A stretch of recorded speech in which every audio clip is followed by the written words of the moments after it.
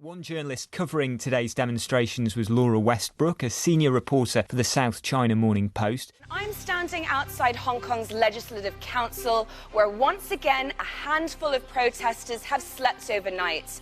They're demanding that controversial extradition bill be scrapped and Carrie Lam, the leader of Hong Kong, resign. Well, we can go live now to Hong Kong and our reporter there. Let's cross live to Hong Kong, where we can speak to the BBC's Laura Westbrook. Let's go live to Hong Kong now.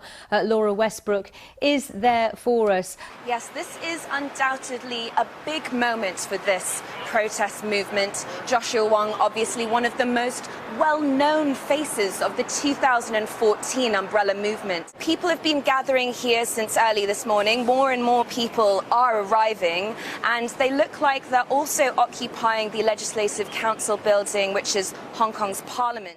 I spent most of the day in Causeway Bay and saw people marching, chanting slogans.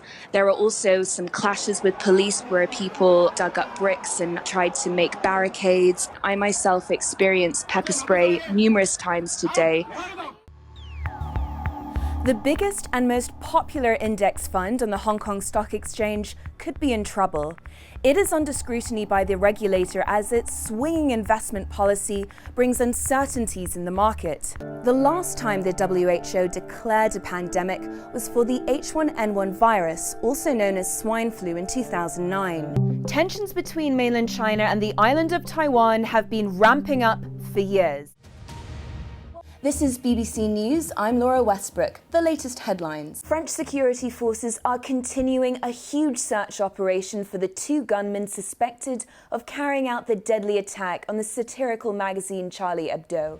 A huge police operation has continued throughout the night in France. 70 years ago, Japan surrendered at the end of World War II, and hostilities ended at one of the most deadly conflicts in human history. British police officers are in Turkey searching for 3 schoolgirls from London. What can be done, in your opinion, to tackle this? Is it a question of surveillance, or is it a question of community outreach? What's your reaction to this? Because just a few weeks ago, this result was unthinkable, wasn't it?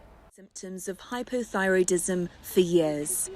It's a condition where the thyroid gland doesn't produce enough hormones for the body's needs. These young men only dreamed of coming to Hong Kong.